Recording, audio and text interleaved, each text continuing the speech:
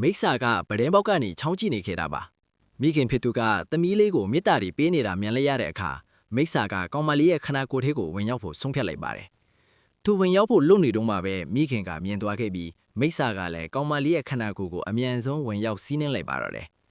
ကြောက်လန့်သွားတဲ့မိခင်ကမိစ္ဆာကိုသမီးဖြစ်သူရဲ့ခနာကိုယ်ထဲကနေဆွဲထုတ်ဖို့ကြိုးစားပေမဲ့မအောင်မြင်ခဲ့ပါဘူး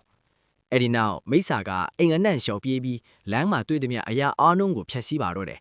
မိခင်ကသူ့ကိုတားဖို့ကြိုးစားပေမဲ့ဘလို့ပဲလှုပ်လို့မိစ္ဆာကိုသမီးရဲ့ခနာကိုယ်ထဲကနေထွက်သွားအောင်မလုပ်နိုင်ခဲ့ပါဘူး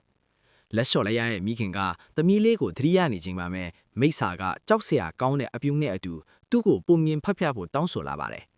မိခင်ကညှင်းလိုက်တဲ့အခါမှာတော့ကောင်မလေးရဲ့ခနာကိုယ်ကမီးတောက်တွေနဲ့အတူလောင်ကျွမ်းလာပါတော့တယ်အခြေအနေကစိတ်ပြက်အားငယ်စရာဖြစ်လာတာကြောင့်မိခင်ကပုံမြင်ဖတ်ပြဖို့သဘောတူလိုက်ရပါတယ်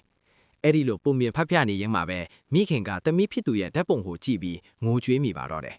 မိခင်ရဲ့ဝမ်းထဲပူဆွေးမှုကိုမြင်လိုက်ရတဲ့မိစ္ဆာကကောင်မလေးရဲ့ခန္ဓာကိုယ်ထဲကနေထွက်ခွာဖို့ဆုံးဖြတ်လိုက်ပါတယ်ခံစားချက်တွေပြင်းထန်နေတဲ့မိခင်ကသမီးလေးကိုဖွဲဖက်လိုက်ပြီးမျက်ရည်တွေနဲ့ဖြတ်နေတဲ့မိစ္ဆာကလည်းထွက်သွားဖို့ပြင်းစင်ပါတယ်ကောင်မလေးနိုးလာတဲ့အခါမှာတော့မိစ္ဆာဟာသူ့နားမှာအမေတယောက်ရှိချင်ခဲ့တာပဲဆိုလာသိသွားပါတယ်အဲ့ဒီနောက်ကောင်မလေးကမိစ္ဆာရဲ့လက်ကိုဆွဲပြီးသူ့ကိုမောင်လေးတယောက်လိုမွေးစားဖို့မိခင်ကိုအတနာခံပါတယ်မိခင်ကအချင်းအတော်ကြာစဉ်းစားပြီးတဲ့နောက်မှာတော့လက်ကမ်းကြိုးဆိုပြီးသူ့ကိုလက်ခံလိုက်ပါတော့တယ်အခုဆိုရင်တော့မိခင်သမီးနဲ့မိစ္ဆာတို့ဟာပျော်ရွှင်စရာမိသားစုလေးအထိအတူတူနေထိုင်နေကြပါပြီ